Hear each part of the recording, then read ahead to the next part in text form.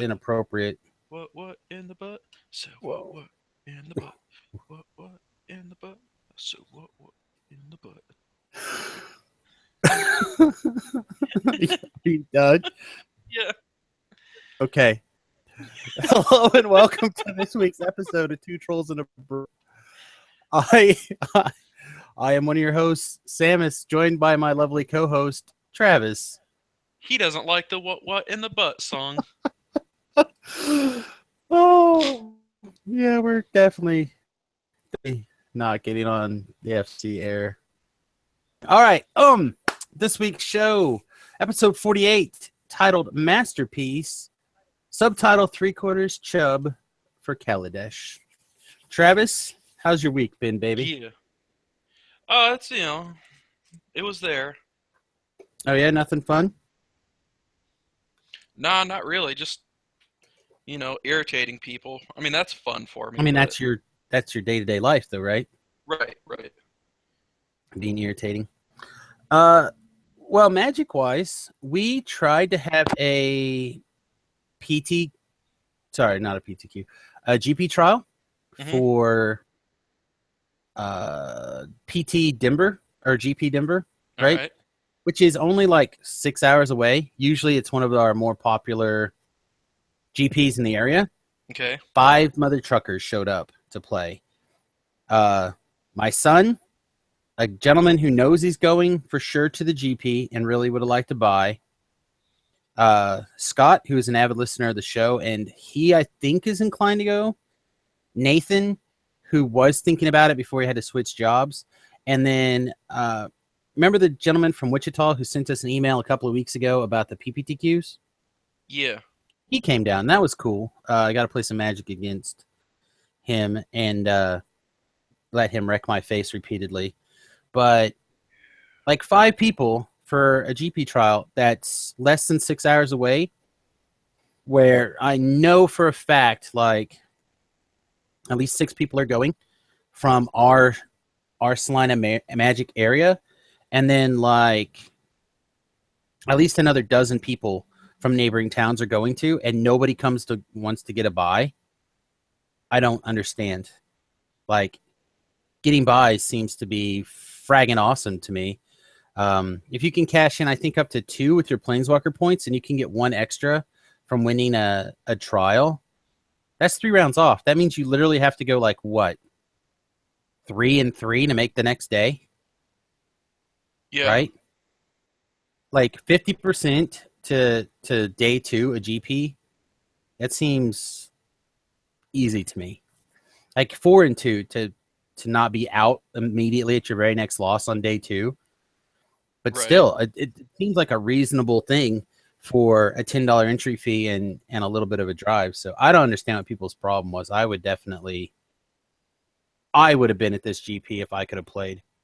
If we would have had a different judge, I definitely would have. Anyway, for those of you who are curious, we are streaming both on Google Hangouts. You can check that out at youtube.com/SamusGarobo. And we're also streaming on the Twitch channel, twitch.tv/SamusGarobo.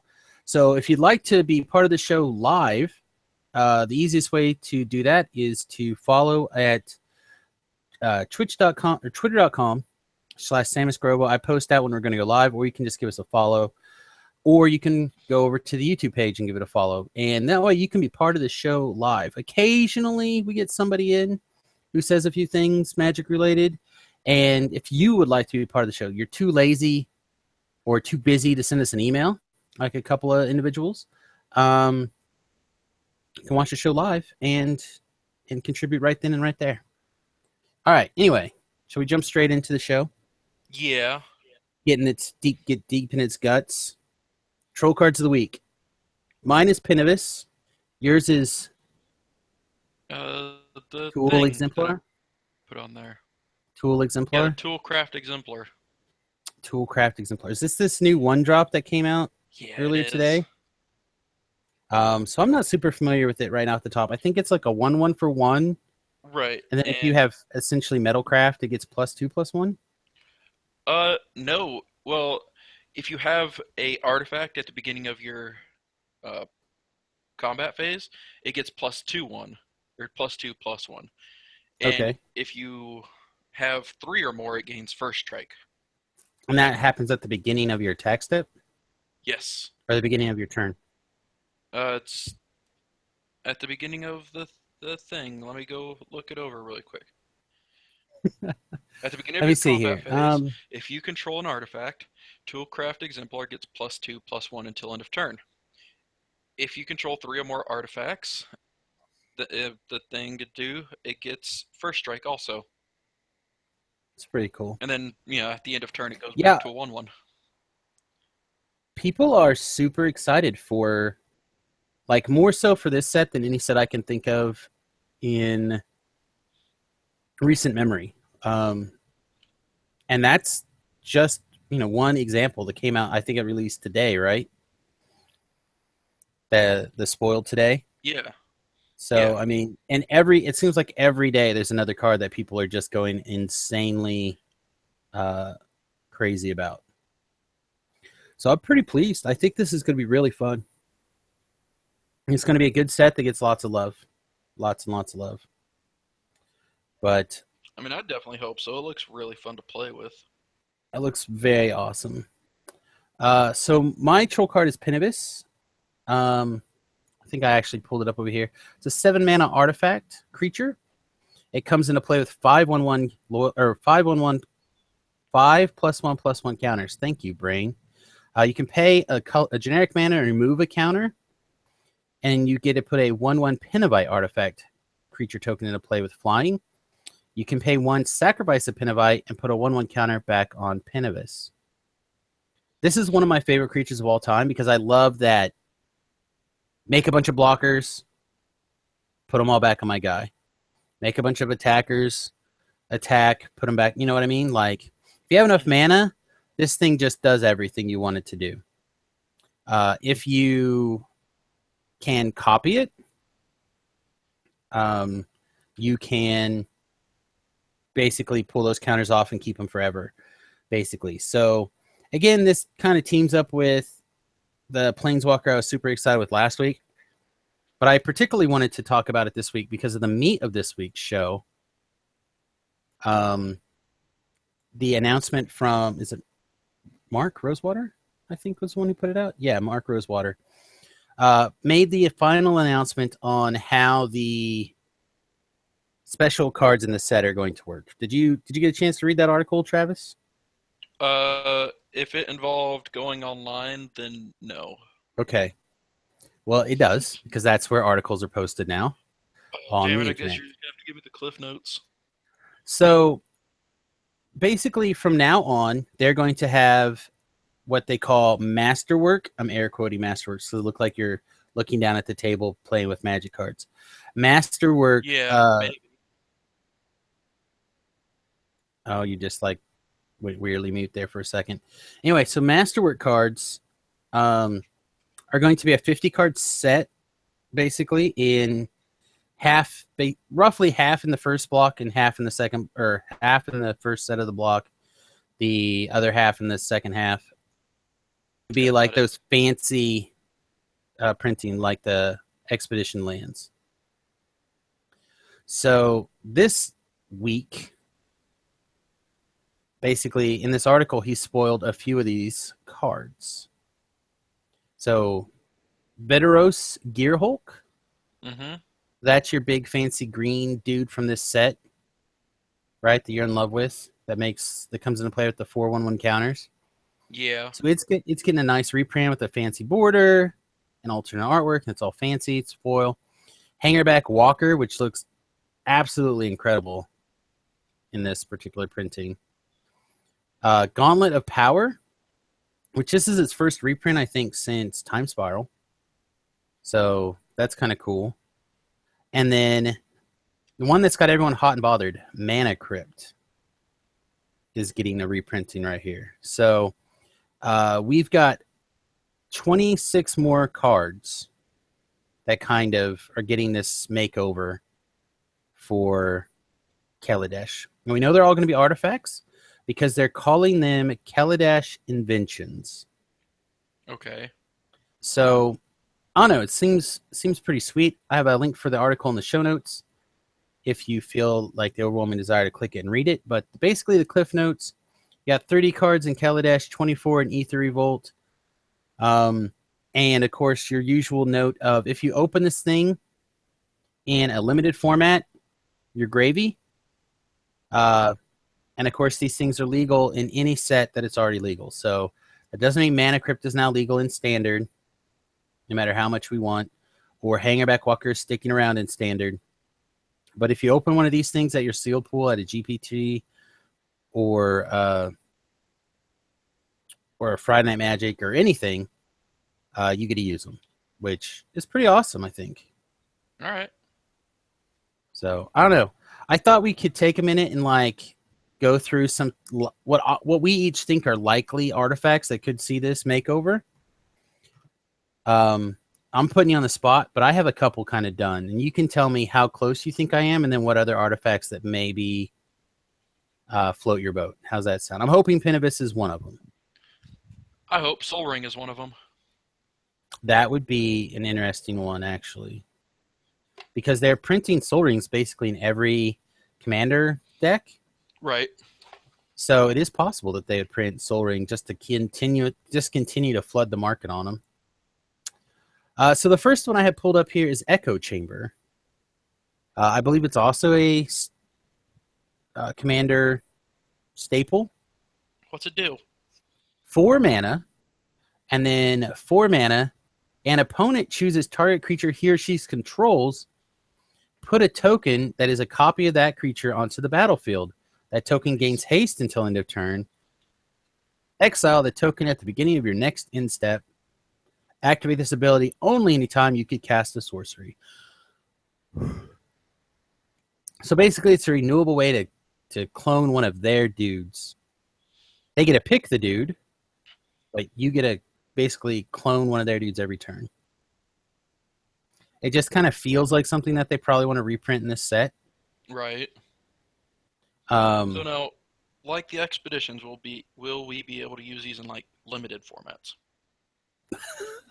I can't tell if you're trolling me or if you legitimately didn't understand when I said that like 4 seconds ago. Oh, well, I'm looking through cards, so I wasn't really paying attention. Yes. Did you already go through that? I did.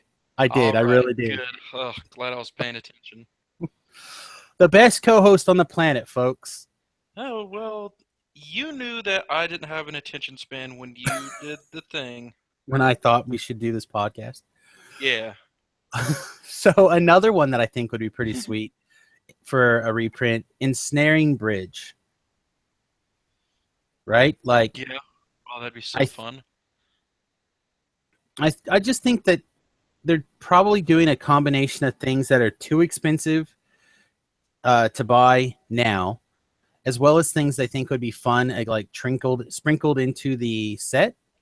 Mm-hmm. And we know that roughly, say, like half of them will probably be reprints out of the, maybe not half, but if 5 or 10 of them are going to be reprints from the current set. So I'm assuming that they have to have at least 15 to 20 of them from outside of the block that are just too expensive to play. Yeah. In different formats. So they're using this as an excuse to kind of reprint some of those things. And Ensnaring Bridge is one of those cards. Like, people love it, people want it for Modern, but they're like $30 a piece, I think, right now. And I think that's kind of the area that Wizards is kind of looking at. The next one, Chalice of the Void. What do you think of this one? Do you think it's likely to see a reprint? I mean, it just got reprinted in Modern Masters. Right. But that should get a reprint. That's 4 years ago. I'm kind of thinking cards that they probably want to continue lowering the price on so they can see more of. Right. Along that same theme, Crucible of Worlds, it had a printing in 10th and 5th on. I would love to see that again. It might get reprinted. Coalition Relic, same kind of thing. Future Sight, and then, of course, in the dual decks. And I know it's a big staple of Commander decks, but printed all the time in the Commander decks. Do you know? What the Coalition Relic? not that I've seen. Okay, so it's likely, in my opinion, then, to get a reprint there. Isochron Scepter, it's had a couple of printings, um, like in the Eternal Masters and stuff like that. I don't know if it's going to see a reprint, but it has that same kind of feeling to me as Chalice of the Void and Crucible of Worlds, so I threw it in there. And then what I'll probably see is Duplicant. I just call it a hunch. The thing's been reprinted like 1,000 times, and it still sees play. So I just Right. kind of had the feeling that it's probably the similar S card. But I don't know. I was just scrolling through a gather, just pulling up all of the artifacts, like all the rare artifacts. And I don't know. Lifeline is something that could potentially be Kaladeshed, I guess. But I don't know. Do you have any ideas? Anything kind of pops into your mind? Well, I assume since they revealed one of the Gear Hulks as being special art, that they're going to do all those the 5 Gear Hulks, and then what other? Go away, phone. Uh, like whatchamacallit, the shield, sword, and helm of Kaldra. I want to see those reprinted. That would be exciting. I don't know how likely that is, but it would be exciting. I don't think they saw enough play, and they're probably not as sought after as other things, but it'd be cool. What about like Mox Diamond? Do you think that would be something that they would be Just like they reprint the redoing? entire power line. They might. They Yeah, might use well, I it mean, minus as what an the time excuse. twister or whatever, or time walk, whatever it is. Right. Yeah, just reprint the other Power 9. Be like, yeah, no, we totally made these up. This doesn't Well, count as a reprint at all. these are supposed to be artifacts, but maybe in the future. I don't know. Like I said I'm still scrolling. I'm not sure what else could be in this list off the top of my head. But I bet whatever it is, it's going to be cool. I mean, like, there are just so many interesting artifacts out there. Platinum Angel sees play right now. What does that thing run? I guess it's got a bunch of reprintings, though, too. What if they slipped in, and I don't think they will, but what if they were to slip in a unglued card? Oh, that would be Like so an good. unglued artifact? That'd be pretty sweet, right? I don't know if they will, but do you think they'll redo the stations like we talked about last week? Just so there's a Kaladesh version for everyone who's going to try playing that in Modern? Ugh. Yeah, maybe. We should rename this episode Tired as Balls. We should, because I got Because not enough of that sleep. I don't know which one of us started it, but one of us yawned, and now the other one just yawns, and then that makes the other one yawn. And it's just like back and forth, forth and back. It's crazy. I blame you. I would if I was Good, you. because I'm going to. Everything wrong in my life is always someone else's fault. Vote Democrat. Okay. Holy balls. Edit that out. It'll be hilarious. Nope, leaving it in. Leaving it in. Good. So anyway, I figured we'd I really didn't fill in a bunch of show notes for this week. I really thought we'd be able to riff quite a bit on Kaladesh spoilers because we had so much more come in from this week. And I really thought we'd be able to go off about artifacts that we would like to see reprinted. But what do you think about this idea of having these like 50-ish card blocks in each new set that are reprints, essentially with like either different borders or alternate art or full face card? and they're based off of a theme like artifacts or lands or what could be something ridiculous, counter spells maybe, or like iconic spells. There's like popper staples, because that's jumping up in price or in Possibly. popularity, anyways. I said I'm just like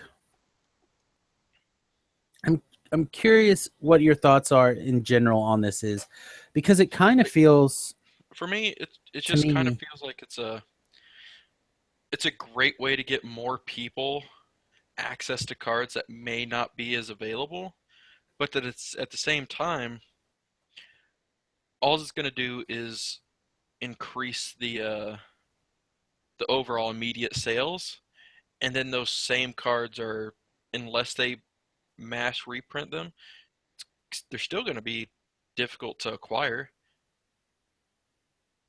Well, see, I think you kind of hit on a little bit on what I kind of feel like they have a little bit of a cash grab, like even more so than printing like a million blocks a year, which Right, is something we kind of talked about last week.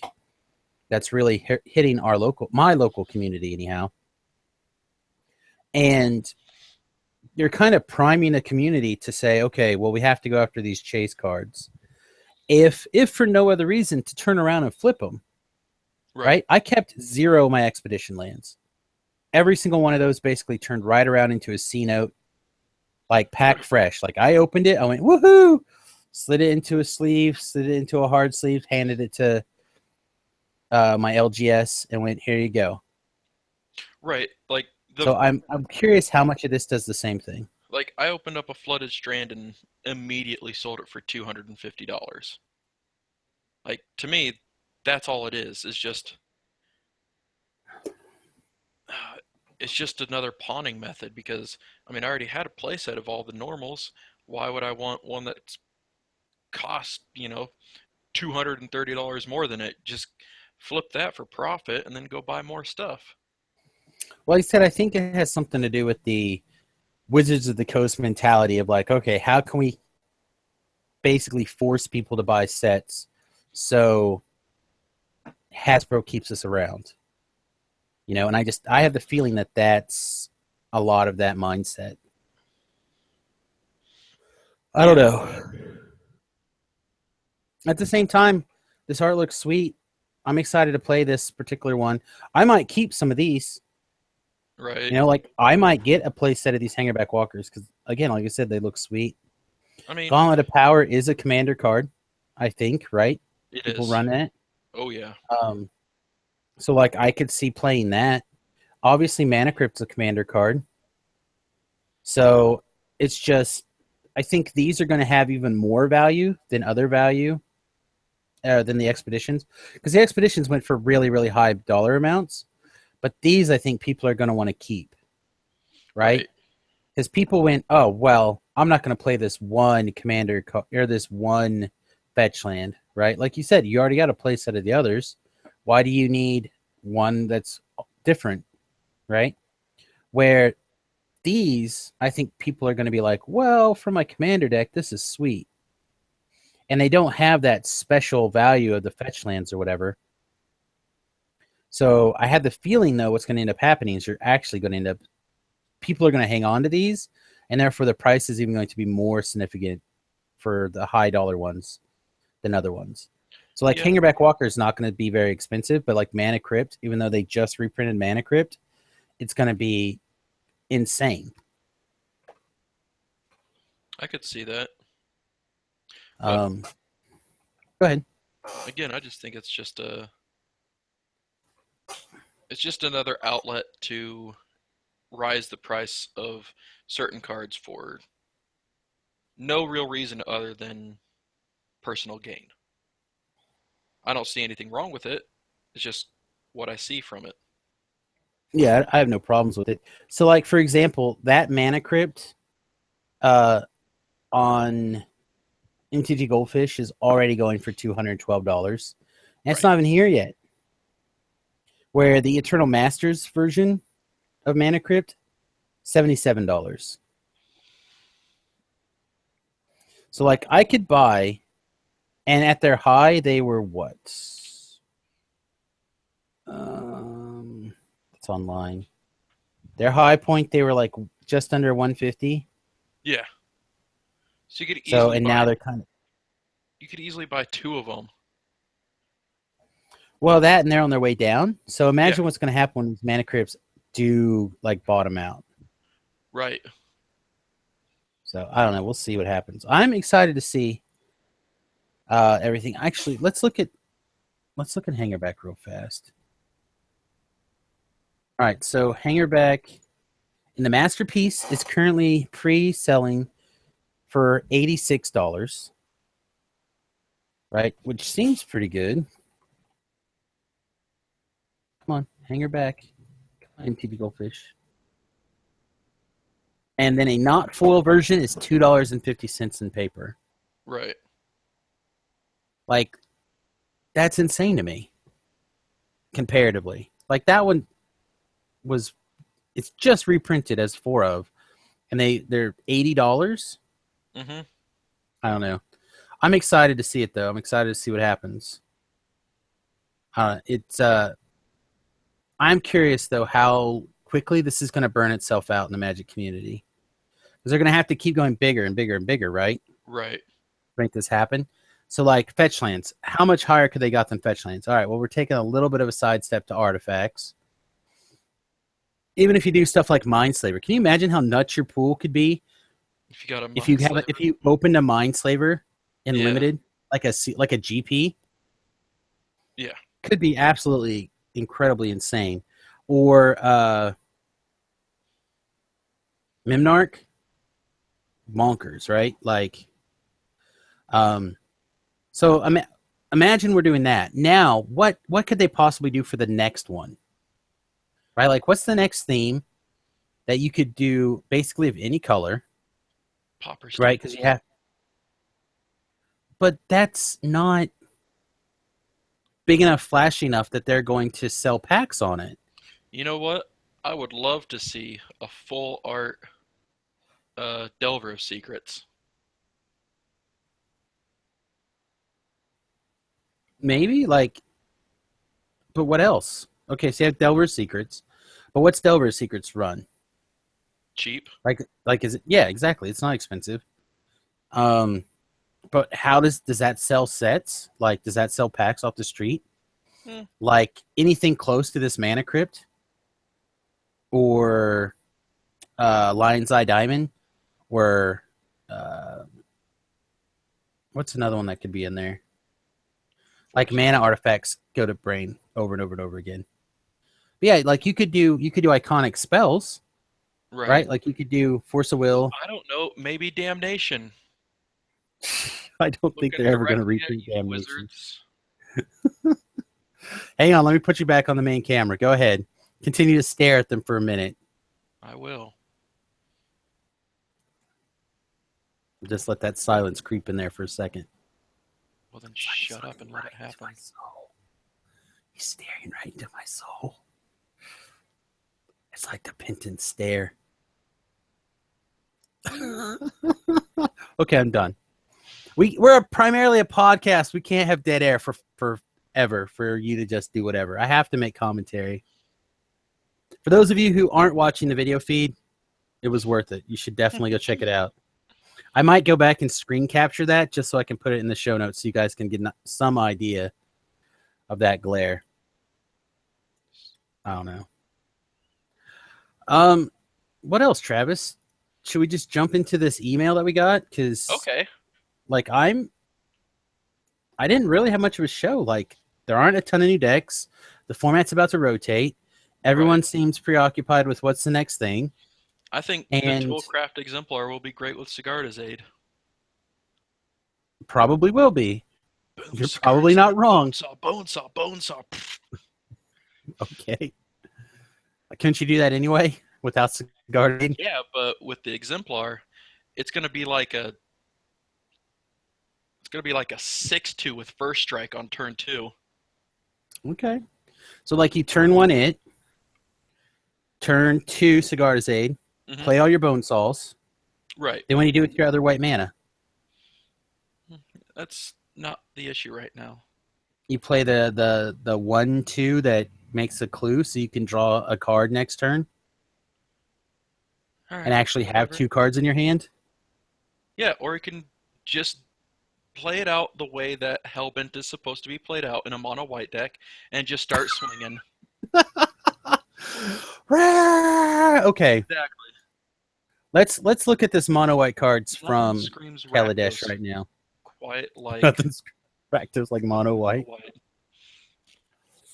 Yeah. Okay. I'm And gonna actually, go ahead I and move think, this over here. I think. hold on, I think, what you call them, red white dwarves might be better because there's a dwarf lord, isn't there? I don't know. That's what I'm looking for. With this servos and thopters, you control get +1/+1. Then 4 Yeah. mana make a servo. Seems real good. Let's see if there's a dwarf lord in red. This is the upside of our podcast. Like Yeah. you Oh get wait. it all. Yeah, I'm you not get seeing. to listen to our silence. Like, There's no so silence here, buddy. I'll ramble. I might not say anything, but I'll ramble. whenever I I'm try not and seeing ramble, you're anything like, in red. "Oh, don't say that." Blah blah blah. Something offend people or whatever. I don't know. That's true. That is.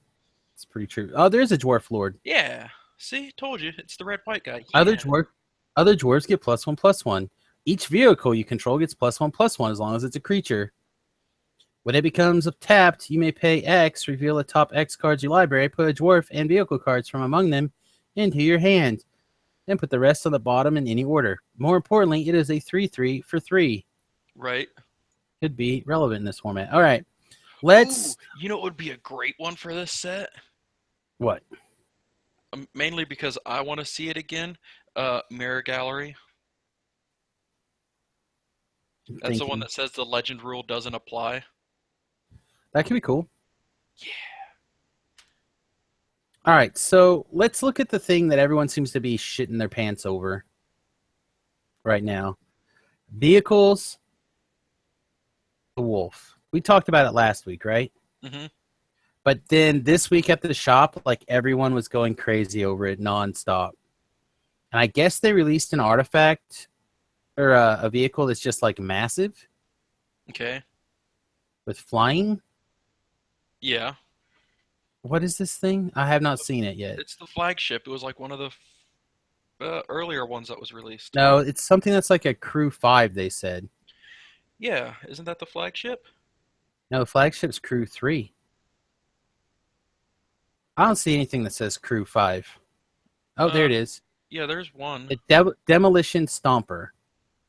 6 mana, crew 5. Demolition Stomper can't be blocked by creatures with power 2 or less.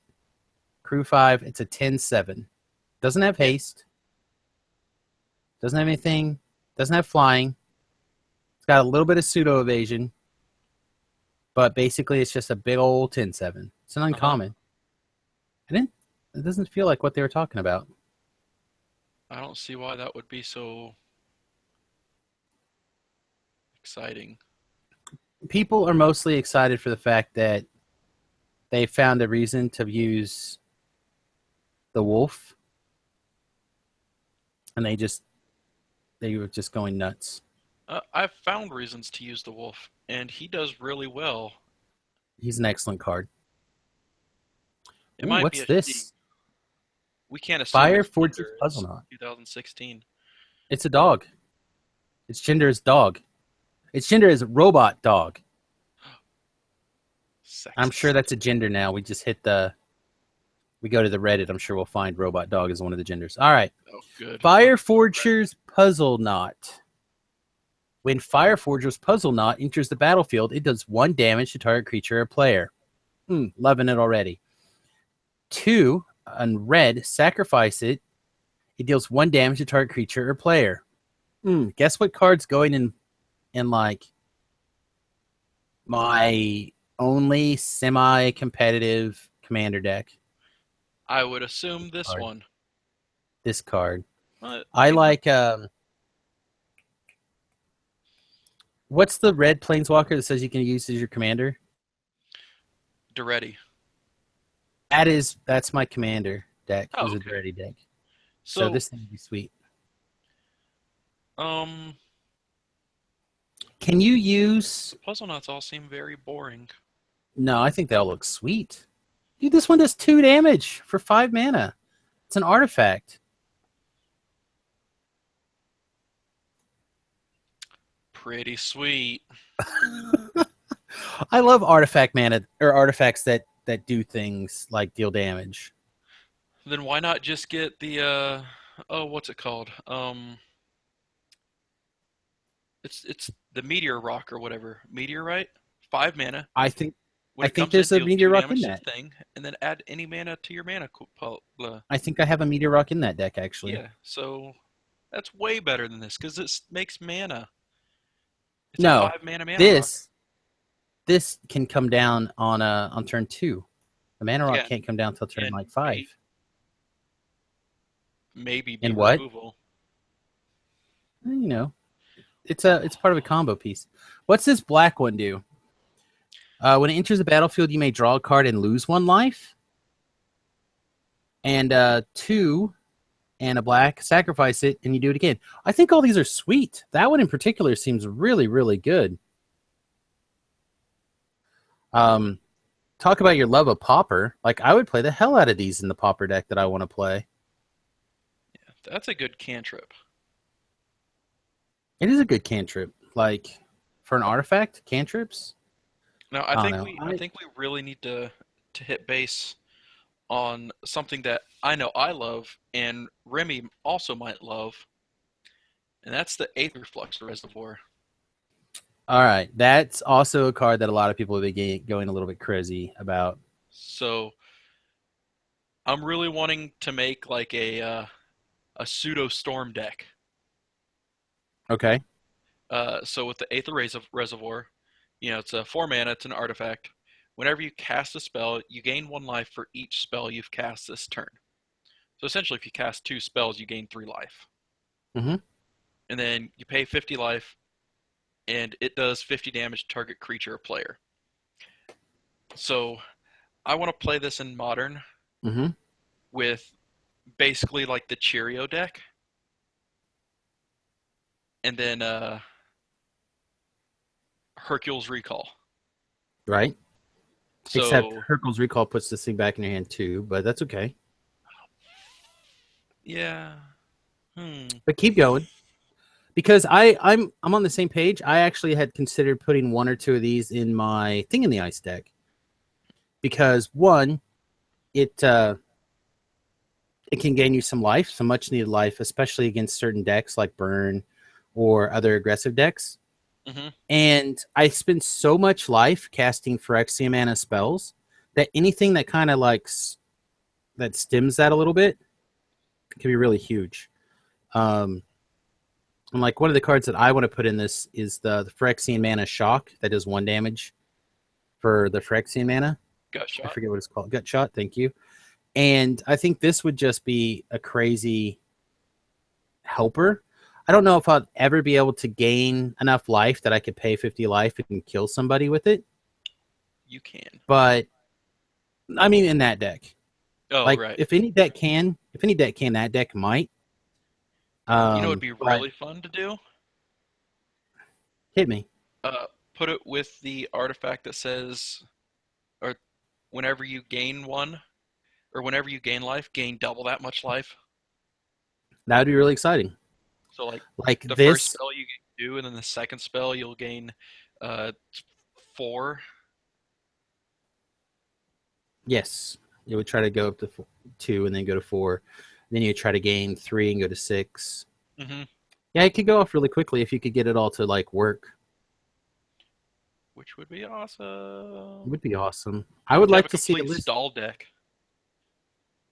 Well, that or you just like every spell you cast gains you life. Yeah, or prevents damage. I don't think I'd prevent damage. I think I'd just go all life gain. Like all of a Well, sudden I that think pay 1 white and gain 5 life spell becomes real good. I think preventing all the damage might be necessary if you're playing modern, and mainly for one deck. Infect, because your Maybe. life doesn't matter against infect. I wonder if there's an easy way to like get around that. Do you die with Phyrexian Arena? With Infect, you do, right? That doesn't work. I have to think about it. There's got to be a way that you can. I know there's the leeches from the way back that removes poison counters. Does anything else remove poison counters? Does Like, is there a Malera? white? She doesn't remove them. The creatures just lose infect. I guess I better start running a playset of this. I'm trying to type, and my poor spelling is about to go crazy. Remove, remove. No, I'm apparently bad at things. Nobody look at my screen. Nobody look at it. Okay, Okay. good, excellent. Yeah, I don't know. I feel like there has to be a way to uh, get poison counters off. Nah, just Turbo Fog. Maybe. All right. Successfully tweeted it. What's this? I'm hitting the leeches is the only one. Yeah, that's what I thought. I feel like there's probably a way that can do that, but I guess not. I don't know. Is there a spell that says if somebody has a counter that you can add or remove a counter? I don't know. This is where the big formats start to warp my brain hole. Right. That's why I can't do things like Commander. Let's see. You get your little phone back, and now you're Right. gathering. Yeah. Isn't there one? I don't know. That's fine. We'll leave it there. That's a lot of knowledge that I. Hopefully, our listeners will let us know, because otherwise, we just rambled for a long time about nothing. Right. Don't let us be stupid. Fix it. That's right. Please fix it. So let's shift hard gears to. Scott sent us a deck called Marchesa. Marchesa. Yes. Taxes. She right. is. Ooh. Is he doing Marchesa taxes in Legacy? No, he's doing Marchesa taxes in Commander. Okay. And Where's he this thought list after at? listening to, it's in the show notes, under mailbags. So basically, he thought it'd be right up my alley for a Commander deck because I've been playing the Eldrazian taxes so much in Modern that this would be a good cross for me. And this is his list. So, of course, Queen Marchesas? Marchesa. Marchesa? Marchesa. Yep. Marchesa. Marchesa. Yep, okay. There you go. Close enough. Anyway, this 4-mana commander gives you access to the Mardu colors, which 4-mana commander. which is also pretty strong, I think. Death Touch, Haste. When it enters the battlefield, you become the Monarch. Where at the Monarch, I think you get to draw an extra card at the end of your turn. Yep. But if somebody does damage to, they become the Monarch. Is that right? Something like at the beginning of the upkeep, if an opponent is the Monarch, put a 1/1 black assassin with like Death Touch and Haste onto the battlefield. So it might be worthwhile for somebody else to be the Monarch. I'm not sure. Well, I mean, so this it's either card advantage or token advantage. If this is a 1v1 commander, both would be great. Yeah, maybe. So we have Ilea, Eternal Pilgrim, Blood Artist, Solongar's Assassin, Zulaport Cutthroat, Archetype of Aggression, Archetype of Courage, Athreos, even Mind Sensor, Bastion Protector. This one I'm less hot on. Commander creatures get +2/+2 and indestructible. Seems kind of so-so. Maybe. Arbor. Grim Horfix. Hannaware Garrison. What? I said, oh yeah. Orpheomancer. Royal Assassin. Thalia.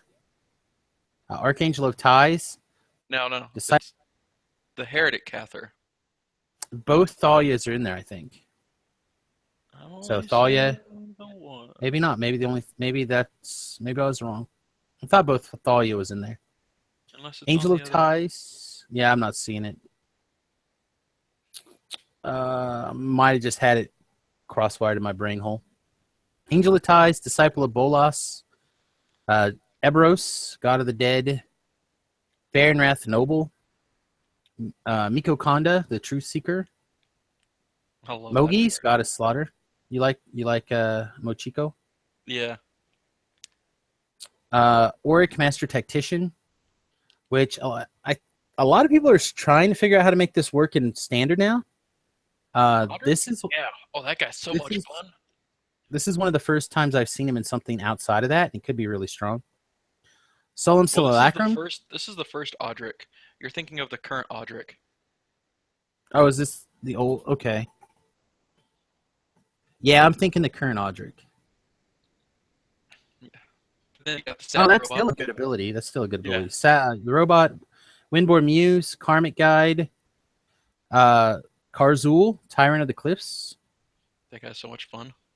Shriekmaw, Sidisi, Volderel Pariah, Grave Titan, Harvester of Souls, Kakusho, Pontiff Blight, Pontiff of Blight, Sun Titan, Butcher of Markir, Molden Primordial, another Primordial.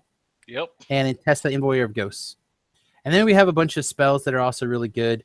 I think really the keys to this deck are, let me scroll through here and see if I can find it. Ghostly Prism, and he doesn't have it.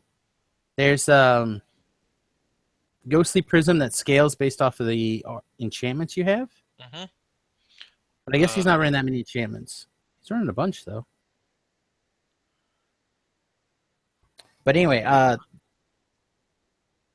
yeah, he's running quite a few enchantments. Like, if you look at No Mercy, Painful Quandary, the Gods. Oh, yeah, the Gods. So, 10, Blind 11. Obedience. I felt like there's at least another one in here. A bunch of the artifact creatures. Archetype of Aggression, Archetype of Courage. So I think he's running enough that you probably want to have it in here as well. There's only 13 artifact or 13 enchantments. It's still like say if you get like 2 though, it's still worth having that effect in there. Especially if you're tutoring up one of them with Enlightened Tutor and you stumble across the other one. Anyway, he thought maybe this would be a deck up my alley, and I don't disagree. It seems good. I don't know if this is how I would build a deck based around this particular commander. I'm a much more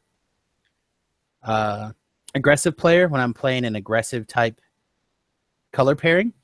In this case, if you want to go aggressive with it, you should take out most of the creatures and just make it completely Voltron around the queen. Yeah, maybe. Like I said, what I'm thinking of is you keep things like the taxing effect for attacking you. You keep those effects in, but you switch to more sorceries or an instance that make tokens, and then you go like the intangible virtues, I think, and then you run the creatures all make tokens. And you kind of just go wide with this massive token army. And you run things like, oh geez, now it's rotating out of Standard. My brain's making room for new cards. The when it comes into play, it does a point of damage to him. We just built like 1,000,000 decks around it last season. Uh-huh. Uh-huh. You can't think of the name of it either. No, I know what it is. I'm just Something Impact? Something Impact, right? Trimmers. Impact Trimmers, thank you. There you go. Like Impact Trimmers. Obviously, you run your 2 really good token producers. Young Pyromancer and the 2/2 that makes the 1/1s. Monastery Mentor. You run both of those. There you go. You can get away with running the Ninja pretty easily. The Ninja. The Rat Ninja? Well, you could run the Rat Ninja too, but the 2/1 for 3 mana, and when it attacks, it makes a 2/1. Or you can that guy. pay the extra mana. You can play that. You can also play the combination of this Audric Master Tactician / Impact Trim, or when a creature attacks you, they lose a life, you gain a life. The Brutal Horde Chief. Like you can run all these effects now too. Yeah, and you have the enchantment, and you run all these same effects, so things can't attack you back, and you can just smash into them with your tokens, and you don't care because your tokens just come back the next turn anyway, and you just send them in.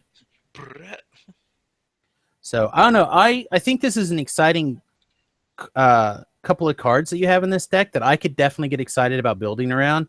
The Queen, Ilea, potentially like a Blood Artist to help smooth out draws, Zulaport Cutthroat. Like these are all things I think that make complete sense to my game plan. Put Krinko and then in it. Is that the one that makes the goblins?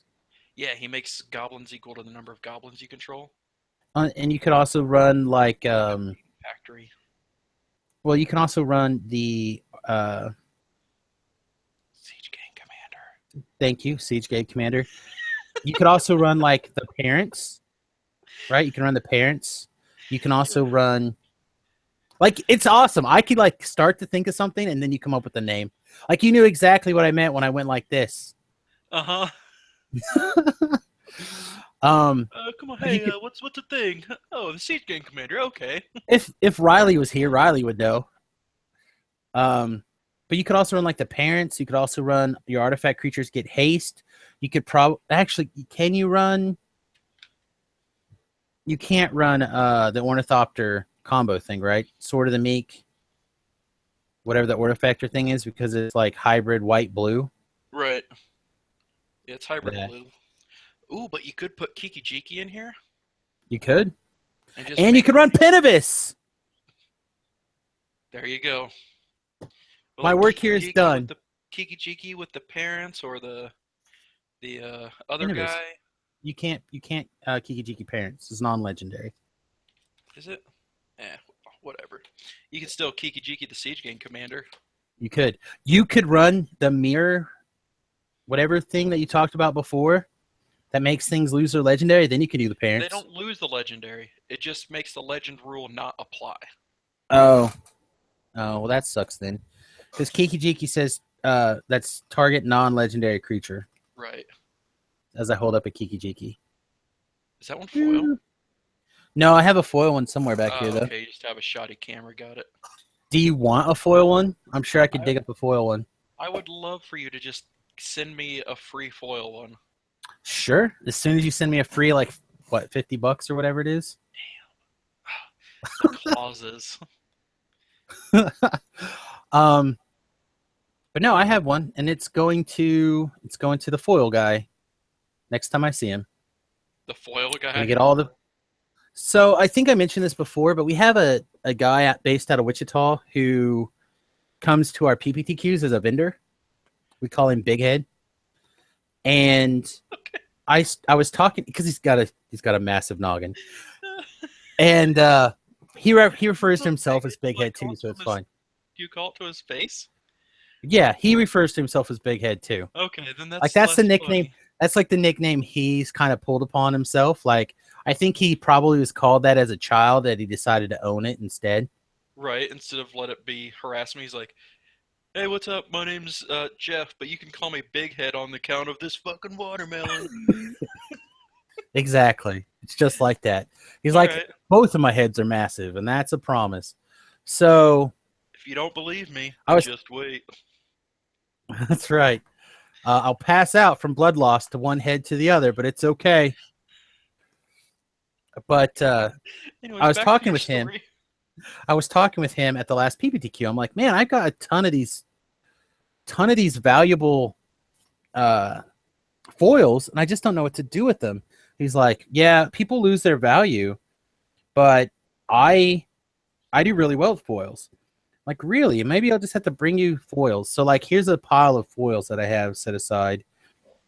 Um, like a lightning greaves, extra planar lens, launch the feach, personal sanctuary, Sofri, Eric's daughter, timely reinforcement, electrolyze, platinum angel, Thopter foundry, sword of the meek, sin prodder,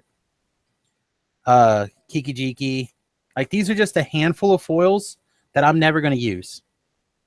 So my hope is to like continue to go through my pile of cards and just build up this massive pile of foils that I can trade in for, store credit through him that I can use to pick up some of these things that I don't have access to. Right. Because he has access to the market that he can turn around and dump them a lot easier than I can. So to me, it feels like a good way to unload these foils that I'm never going to use. Because otherwise, what am I going to do with them? They'll sit in my binder until somebody wants to give me, you know, 50 cents on a dollar for them. Right. Worth a trade, possibly Right. too. Hey, Yeah. Travis, Yeah. do this thing. You have your heads. There you go. Perfect, my friend. Okay. Once again, massive skills. Yeah, I was just Um, messing with my beard. Didn't want that all scratching in the you know, I the. appreciate it. I appreciate it. But yeah, so for me, it's one of those things that I can unload these extra foils and get value into their decks. For people who are interested in them, they can work out similar trades. Well, shall we roll to our game, my friend? Okay, what is Slash it? conversation. So over the weekend, a hashtag or two like started and did some trending. So I don't know if you know this, but Star Trek had its 50th anniversary I over the did last know couple that. of weeks. I also didn't care. I do care because I love Star Trek, I find it but boring. I I uh I found this hashtag that was trending on Twitter called fake Star Trek facts Oh, that I jeez. thought was actually awesome. And I thought maybe because I know you don't care for Star Trek, maybe you could throw out some quick facts. Maybe off the top of your head, you could think of something that you could say was true about Star Trek was totally not. Um, like I don't even know where to begin with it because How about I've only ever seen uh, 3 episodes and they're all just kind of like, eh. did you know in the episode Trouble with Turtles, they actually had a crossover episode with the Teenage Mutant Ninja Turtles? Trek. The only reason I know that that's actually a crossover was because Steve, one of my old roommates, he used to have the Star Trek Ninja Turtles still in their packaging. There you go. So I don't know if that episode or whatever was accurate, but I do know that there was a crossover due to I, the action figures. I think there was a merge. Um, let's see. One of the things that I thought was really funny. Did you ever watch Quantum Leap? No. So Quantum Leap was a TV show that starred Scott Bakula, who happens to be the Star Trek captain of one of my favorite TV series of all time, Enterprise. All So I one of the all I think of is when you said his last name was Dracula. I'm pretty sure I'm saying his name right, Scott Bakula. Um, so one of these facts was the best episode of Star Trek Enterprise was the one where uh, his Quantum Leap character quantum leaped into his Star Trek character. I thought funny because it's the same actor. That's fine. Travis obviously not enjoying this. How about we kick it over to our second hashtag, fake Star Wars facts. Do you like Star Wars? Yeah, Star Wars is great. It's so exciting. Pew, pew, pew. Lasers missing everywhere.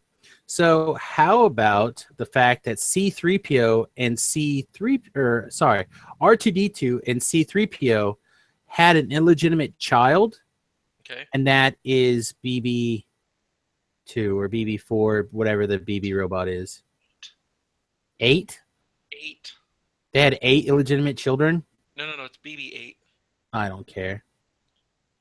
My my 8 other babies. my robot of choice is R2D2. That mother trucker got around. He did. Did you actually know that the entire Star Wars saga is based around R2D2 and C3PO? I mean, that makes sense. It's the story from their point of view. Like, granted, everybody gets all caught up in, all the lightsaber fights and the Force, but no, it's really about two gay robots who just love each other and are lost. I don't think they're madly in love, but maybe they are. I All think I they know are. I mean, it's is, that or they're is British. I can't really tell the difference. so art. They might be British. So R2D2 like interfaces with everything. Dude, he plugs. He's a plug machine. I mean, he's just super Like, he doesn't even super talk to him. slutty. He just, like, shouts Well, obscenities no, at him. That's why we that's what all can't the hear bell what he whistles are. says. Toot, toot, toot, toot. Like that's him interfacing. So in my P No, no, and no, P, no. He's shouting obscenities at them. That's why we can't hear it, because they didn't want to have like an R-rated movie, so they were censoring him. maybe that's love That's the talk real for way to do robots. it. Maybe that's love talk for robots. And people just yell at them until they surrender. That explains why you're such a babe magnet, my friend. Right. So real fast before we get to the second part of this game, I play Pen and Paper Dungeons and Dragons on Sundays here on the Twitch feed, twitch.tv/SimusGarobo. And I was playing a character that had a robot dog, and we were like on airships and all sorts of stuff. So what I would do is I would yell at my dog to interface with it, like R2D2 would, and then control like the airship or whatever. So this whole time I'm just imagining my dog's like frantically humping different parts of the airships or whatever we're trying to interface, like, or and get this open, and the dog would just like start humping the door until the door eventually opened, because that's what R2D2 would do. Yeah. Okay. But you got it in dog form. I did. I didn't think about the fact that I wanted it to look like a trash can. Right. So that I modeled that dog after R2D2 actually. Like, except you gave it a red rocket. I did. So like I needed a healing potion, and we had what we call the Phoenix Down maneuver, where the dog would run over and like Saint Bernard you a potion. Right? All right. And then we had something else where the dog would like I found adamantine, so I was able to make enough adamantine claws and teeth for the dog. So then like whenever we needed to do something, I would just sit on the dog and have the dog like climb up walls or down walls or whatever. So that was like the Spider-Man maneuver. What kind of character is yours? I was a gnome artificer. Okay, that makes sense then. Yeah. And then one of the things that artificers can do at certain levels is they can make a wondrous magic item, right? So I'm not real familiar with the 5th edition Dungeons and Dragons rules, so I just started looking around, and they have what they call the Saddle of the Cavalier.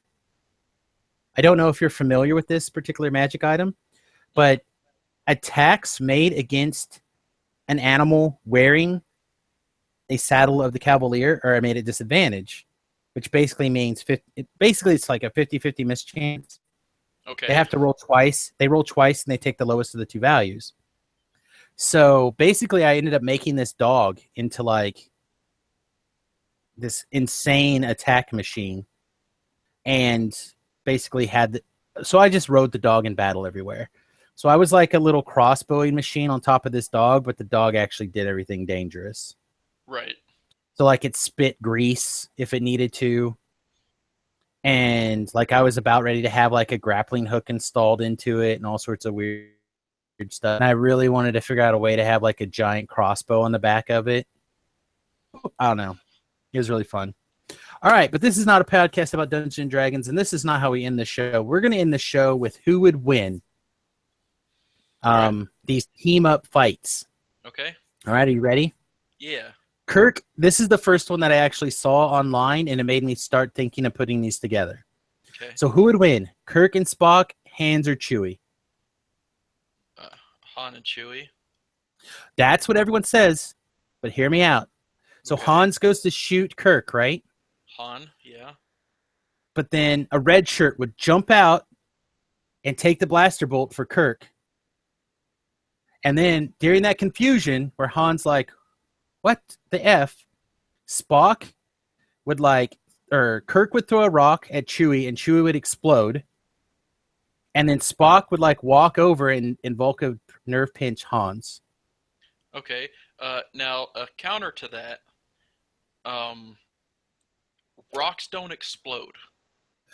They do in the Star Trek universe. Did you not see these? Wow. Oh, that's right. You're not What a Star Trek shitty fan. universe. So Kirk, one of the famous episodes, Kirk makes a bazooka out of a tube and a rock and was being hunted down by this lizard man that I think actually that outfit was used in Star Trek. So Star Wars. So I'm pretty sure the Star Wars and Star Trek universes are linked because of this monster. So anyway, he shoots this bazooka, which is like a tube and a rock at the monster, and the monster explodes. Okay. It's a classic episode of Star Trek. Are you sure that awesome. that one particular monster wasn't allergic to rocks? I don't know. I have no idea. Were they on a water planet? No, they were on a desert planet. And he blew up because of a rock. Yes, he did. Oh, that's great. Okay, so let's hit some of these ones that I actually put together, and hopefully you'll know all these characters. Okay. Eve and Wally. Yes. Versus Aaron's son and John Crichton. These are the two main characters from Farscape. Well, I didn't see that show, so I'm gonna go with Eve and Wally. Okay, well, that's sad for you. It's one of the greats. All right. Wally. Harry Potter and Ron Weasley. Okay. Versus Buffy and Angel or Buffy and Spike. You can pick. Which year of Harry and Ron? Any year you want.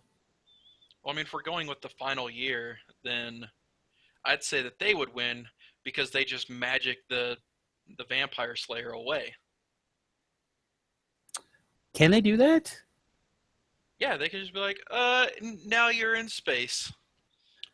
You know, okay. Float them to get away. Because I'm pretty sure that the Slayers have some sort of magic resistance.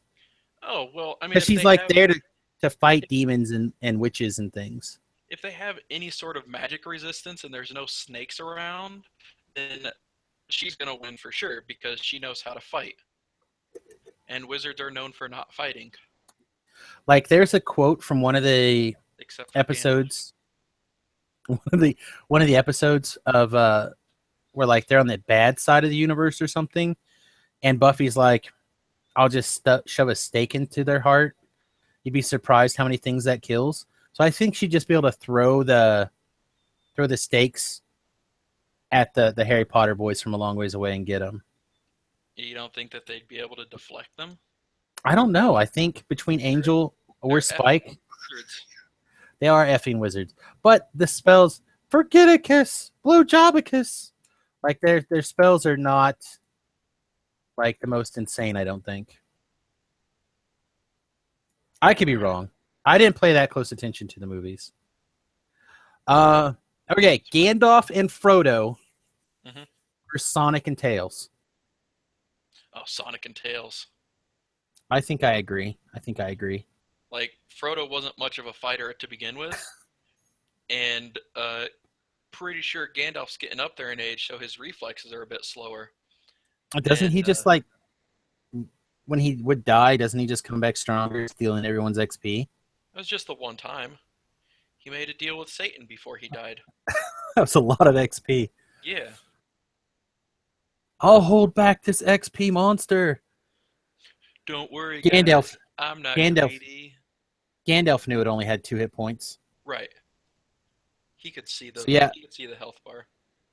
no one else could. That's his one spell. He has 2 spells: talk with butterflies and see how much XP, how many hit points a monster has. Right. Maybe the light spell. Maybe. I'm not even sure that just wasn't a magical artifact. It was a magical artifact because all he did was uh he breathed on it, and I'm pretty sure Right. that we have toxins in our breath, so it was like it reacted poorly to that. So that's why he Seems got the to, light. He seems was a good. really Seems crappy wizard, but he knew how to fight. That's true. He got on a horse and he rode over a hill with the sunlight behind him and swung his Blinded sword. everybody before he stabbed him to death. Just like a real valiant wizard would. That's right. Get my plate mail on. Let's go cast some sword. Right? Um, and then our final one, R2D2 and C3PO versus Jean Grey and Scott Summers. What that why is that no. What are you That's talking about? win. Just I Scott don't Summers think so. win. Like, hey I don't buddy, think open so. your eyes and blow up that robot. Oh, okay. I don't think so because one, everyone gets confused by Art or C3PO's of confusion because he was programmed by Darth Vader, right? So you know how he's like super annoying? I think Right. that's actually a Sith like maneuver to completely distract his opponents. Well, no, because Like they've how many shut him times up they were before. like shooting at him. They were like shooting at him. He just like just Right. walks around. He But got if ambushed one time and shot and exploded, and he was fine. yeah, but if you count into the fact that when they were shooting at him all those times, he was in the sunlight. He's made of gold. It's obviously reflecting the light poorly and just blinding him. They're like, no, I think that might be the direction, and that's why they could never hit him.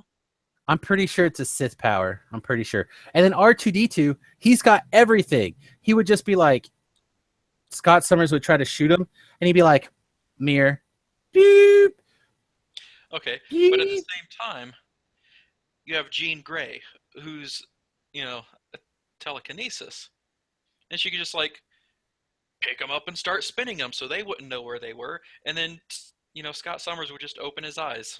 But see, R2D2 would just turn on his jetpacks because he's lived around the Force his whole life.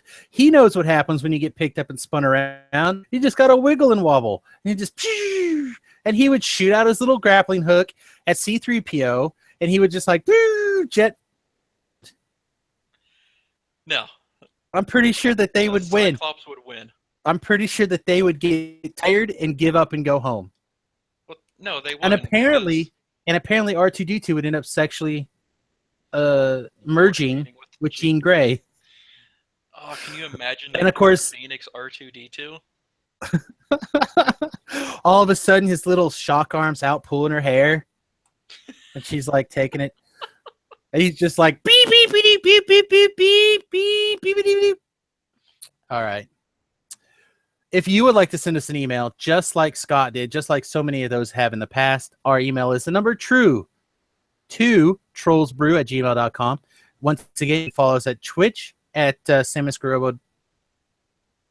You can follow us at YouTube/Samus Garobo. You can check out samusgarobo.com for where this podcast is located. Or, of course, you can check us out at mtgcast.com. You can follow us at twitter.com. I am Samus Garobo. Travis is Turtle319. Basically, now we just need Travis's words of wisdom for the week. Yeah. R2D2 would totally win. I don't know. He wouldn't though. I'm pretty sure he would. Like, And he could like... Granted, he's smart and everything, but Jean Grey is also a doctor, so she's at least educationally smart. Well, right now, don't forget Jean Grey's like a little kid. She's like 16. She doesn't have anything.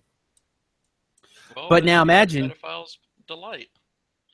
but imagine, just imagine if R2D2 jacked into C3PO like Yoda and then shot out the spare lightsaber that he keeps, and then all 3PO merged together to be the greatest Sith Lord. I don't think you understand that robots can't be Sith. Why not? Metachlorines. Are only found in life-based organisms. Robot metachlorines. No. I think the closest thing that there was to a Sith robot was General Grievous, and even then he was just kind of like, eh. General Grievous was a. Because I actually started watching the Clone Wars, I have a better understanding of General Grievous now. He's a modified cyborg. I'm telling you, the secret to Star Wars, Anakin Skywalker invented robot metachlorines, accidentally spilled too much on himself. That's why he's Darth Vader. But the rest of them went into C3PO. And during robot sex, he transferred them to R2D2. And R2D2 is the biggest Sith Lord of all time. Boom. Wow, that's a even dumber theory than when people said that. What's his name? Jar Jar Binks is a Sith Jar Lord Jar Binks Master. was the real Sith Master. God I think he damn, is. that was just I hope he is more than anything. wow. That makes That's total sense if he was. oh man. I don't think there's any amount of smart that could combat that stupid you just sprouted. Troll on. Troll on, everybody. We'll see you next week.